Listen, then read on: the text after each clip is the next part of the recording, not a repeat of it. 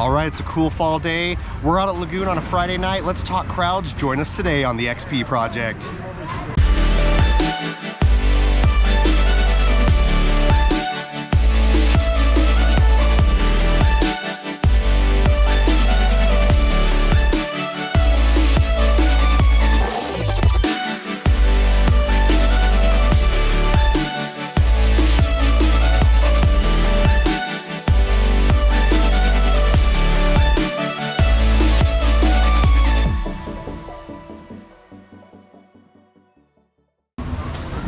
All right, everybody, the fall season is in full swing.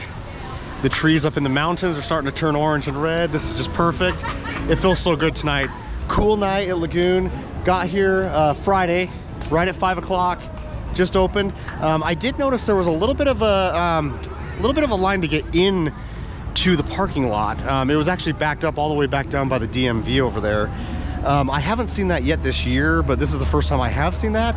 But it's expected this time of year. It's the busiest time of the year. I just wanted to talk about something real quick while it's still fresh on my mind, because I just got to the park. People always ask why this is the busiest time of the year, and I'll tell you why. It's because more people are buying single day passes, in my opinion, this time of year versus the rest of the time of year. And it's just because you get way more bang for your buck this time of year with all the Halloween stuff going on.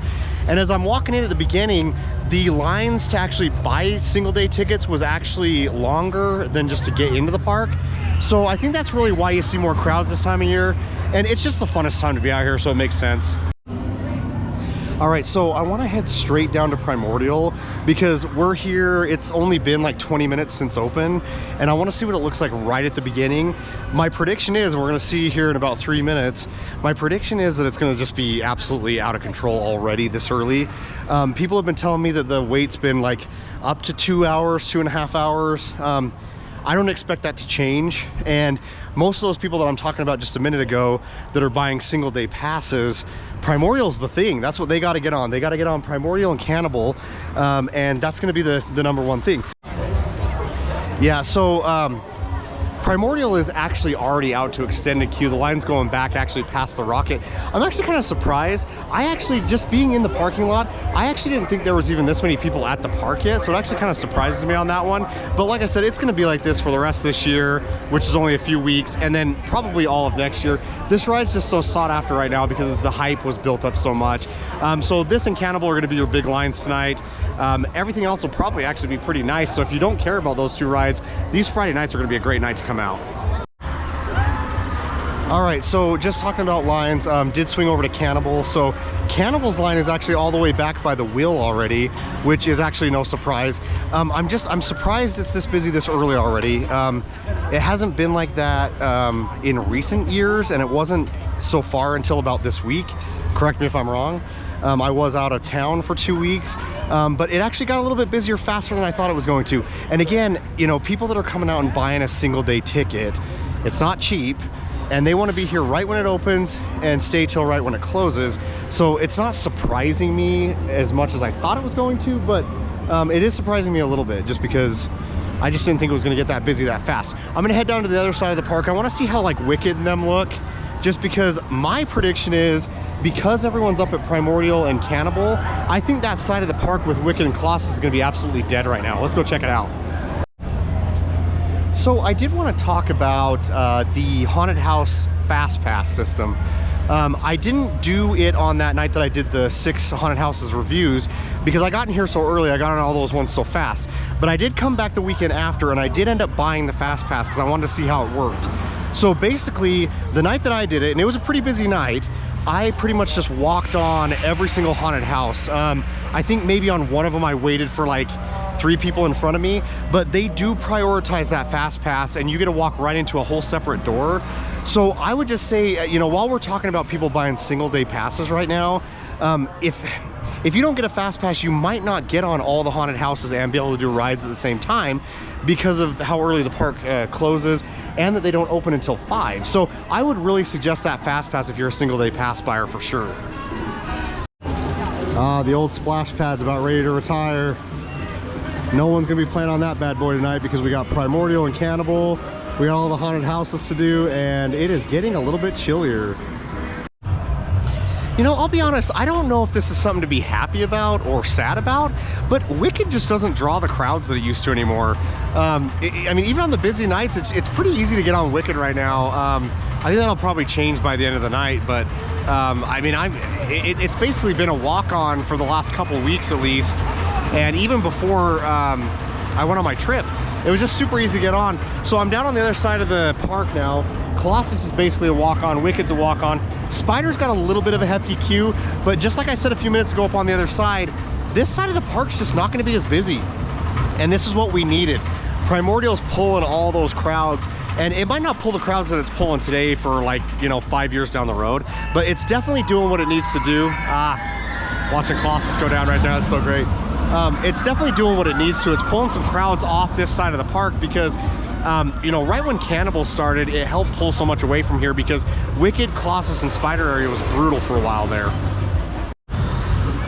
Well, Musicland Express is pretty much a walk-on, so that's one that you want to get in there, get some good music. It's a great ride. It's a classic too, so make sure you go over there because it's a walk-on. All right, so tell me if I'm weird, but this Rocco Plains is like one of the most underrated rides here at the park. There's a couple reasons why I love it so much, because you kind of get to control your own, you know, your own speed of it. And I'm not a big Ferris wheel guy, but the fact that you're like locked into the egg and stuff, it's not like really scary at all. But it does get going crazy fast if you don't like stop it. So I'm going on that because it's a walk-on tonight. All right, so one word of major caution on this ride though, do not go on this ride during the summertime when it's like 115 degrees outside, especially at the end of the day. The sun just bangs on this thing and it gets so hot in here. So usually this time of year when it's a little cooler, I try to go on this ride almost every time I come out here because it is one of my favorite rides from when I was younger, and it's super underrated, and it's almost always a walk-on. I mean, everyone's doing Primordial and Cannibal, so nobody's hardly going to be on this ride at all. So basically, if you just don't, there's a little handle here. Basically, if you just don't touch it, you'll kind of generally just stay straight up. But if you hold it, you're gonna stay in place. So if you're like leaned back, once you hit the top, you're gonna be completely upside down. So I'm gonna I better probably take my glasses off because this is gonna, if I go upside down, there are some holes in the bottom of this. So if you have like glasses or something, it might be a good idea to take them off. But I'm gonna see if I can get going completely upside down on this one. Okay, so I'm gonna, whoa, okay, I'm gonna let it, okay, so I'm gonna hold it now. Okay, here we go. Whoa, whoa, oh my God, oh. Okay, yeah, so if you just, oh man, this thing rocks pretty good. So if you just don't do anything, then it's just gonna kind of rock. But if you hold that thing tight, you're gonna go completely upside down. That's why I really like this ride. It's a good one for like the younger crowd because they can control it. So if they kind of want to start kind of testing their bravery or whatnot, to kind of go upside down for like a Colossus or something like that, it's a really good ride for that crowd because they can kind of test their fear a little bit. And I think as they go on it, they'll get a little bit braver and a little bit braver. But even me, I only like to do that upside down thing a couple times, so. You know, it's just so great because this is just one of those just so simple rides. I mean, these things were in carnivals hundreds of years ago, and really, you know, when you look at the back end of this one, it's kind of fun to look on the back and the motor system. It's really only got just one big, probably 10 horsepower motor on it, and it's just super simple. That's what I love about these carnival rides is they've been around forever, they were classic, and they always will be. All right, so I had to say a really funny story because I got thinking about this. This is completely off topic. So last February when we were out at Disneyland, Pirates of the Caribbean is my favorite ride, you guys know that. So I went and got a coffee, a Starbucks coffee, like right before I was gonna get on the ride, because I just wasn't thinking like you probably can't have a, you know, a coffee drink on there. You can take like water bottles and stuff. And I go to sit down and the cast member turns to me and she goes, "Can you put that away?" And I didn't know what she was talking about, but she clearly meant the coffee. And like the look on my face, I'm kind of like, well, yeah, you know, I'm just gonna put it in my pocket or whatever. So where are you gonna put a coffee? It didn't even have like a proper lid on it. And so I like had my bag like half open. And so I'm like holding the coffee like down in the bag. And when we hit that first drop right there, like coffee just went all over everything in my bag. It was not great at the time, but looking back at it now, it was awesome. And don't forget, I know I mentioned this a ton, but I know people don't watch every single one of my videos. Don't forget, you can bring your dogs out to the park here. That's the one thing I love about this park, is you can bring your dogs out. And this is a perfect time for them because they're not getting, you know, overexhausted with the heat and whatnot. I've already seen some really cute pups out here. If you bring your pup out here, tell me what kind of dog you have. I've got the two. I put them in a couple videos of mine, so you've probably seen them, but bringing your dog out here is really fun. It's just a great little experience for them to get used to people. All right, so I'm always throwing you guys out business ideas, and all I'll ask for is 1% in return. But imagine if there was a water park that was open during the cold season, but every slide, pool, everything is like hot tub temperature. So basically you just, you know, the slides and stuff are like, what, like 100 degrees or whatnot. How cool would that be? And you could have it only operate during the cold season, which you'd take the whole market, because every other water park's closed. I just got thinking about that because I'm looking at these slides and I'm like, how cool would that be to go down that slide with like hot tub temperature water in it? All right, Frightening Frisco is a walk-on right now, so I'm gonna head into that one. This is still one of my favorite haunted houses, and it's at the very back of the park, so it kind of takes people a little bit of time to get back here throughout the night. So this one gets super packed at the end of the night, but if you get here early in the night, it's usually pretty much a walk-on. Frisco is just such a good one because the theme, like the cowboy theme and everything on it, is so great. And I like the costumes of this one. This is still one of my favorite ones by far. All right, well, there is one ride that you can definitely walk on all night long on a Friday night or Saturday or Sunday, and that's Rattlesnake Rapids. I'm standing here, man, the fog coming out of this thing, look at this. The fog coming out of here is so strong right now. I gotta say, I gotta give a mad prop to people that are going on this ride tonight, because it's not even winter yet. It's still pretty chilly out here. If you get wet, you're gonna be feeling it. I don't know, give me your opinion, but the steam or fog or whatever that's coming out there kind of smells like it's coming straight from the toilet. That might just be me. Let me know what you find out. One other thing I want to say real quick, make sure that you're always saying thanks to the workers and employees that work out here.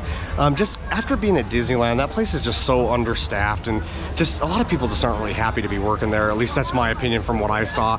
And the fact that Lagoon just does such a good job at keeping their rides staffed, and they've done a really good job.